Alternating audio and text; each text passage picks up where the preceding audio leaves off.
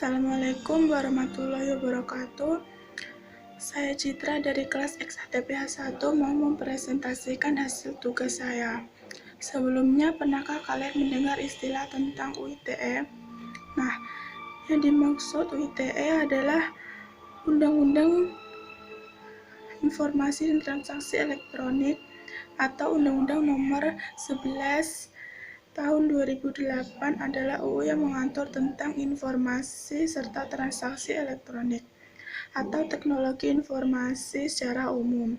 Pada kesempatan kali ini, saya akan bahas tentang 3 kasus pelanggaran UU ITE di Indonesia. Yang pertama yaitu Prita Mulyasari. Kasus yang menimpa Prita yaitu pada tahun 2008. Kisahnya bermula ketika Prita mengeluhkan lewat email terkait perawatan yang diberikan RS Omni Internasional. Curhatan Prita soal keluhan pelayanan RS Omni Internasional pun tersebar. Pihak RS Omni menggugat Prita. Prita didakwa melanggar Pasal 27 ayat 3 UTE. Prita kemudian mengajukan peninjauan kembali atau PK. Kemudian MA pun mengabulkan permintaan Prita pada tahun 2012. Prita pun resmi bebas dari jerat pidana akibat UITE. Yang kedua yaitu Ervani Handayani. Pada 2014, Ervani ditetapkan sebagai tersangka setelah curhat di Facebook lantaran suaminya yang bekerja sebagai petugas keamanan di Joli Jogja Jewelry menolak untuk dimutasi ke Cirebon. Dalam curhatannya di Facebook, Ervani menyebut seorang supervisor yang bernama Ayas sebagai orang yang tidak baik. Ayas yang merasa namanya disebut seorang sebagai orang yang tidak baik, itu pun melaporkan Ervani.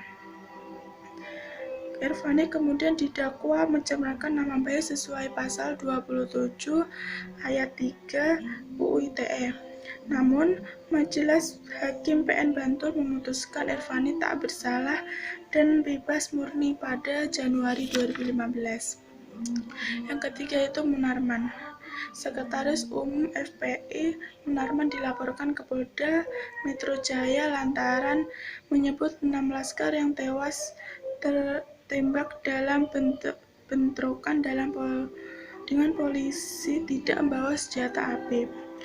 Munarman dilaporkan oleh sekelompok orang yang menamakan dirinya sebagai Barisan Satria Nusantara atas penghasutan dan berita bohong. Munarman diduga melanggar pasal 28 ayat 2 Jangto, pasal 45 ayat 22 UITE dan atau pasal 14, pasal 15 UU nomor 1 tahun 1996 tentang peraturan hukum pidana dan atau pasal 160 KUHP. Nah, itulah 3 pelanggaran UITE di Indonesia yang dapat saya sampaikan. Menurut pendapat saya, kita harus bisa manfaatkan sosial media dengan baik dan berhati-hati dengan sosial media. Karena apa? Karena setiap kita mengupdate di sosmed, semua orang yang melakukan sosmed pun akan mengetahuinya. Lebih-lebih ketika kita mengupdate sesuatu yang melanggar hukum, sudah jelas semua orang akan mengetahuinya.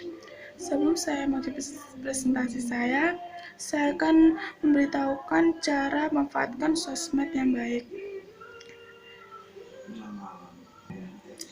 Yaitu kita harus bisa menjaga sikap dan etika, ikuti informasi yang bermanfaat, jauhi toxic account, jangan asal posting konten, dan jangan selalu waspada dan jangan langsung percaya.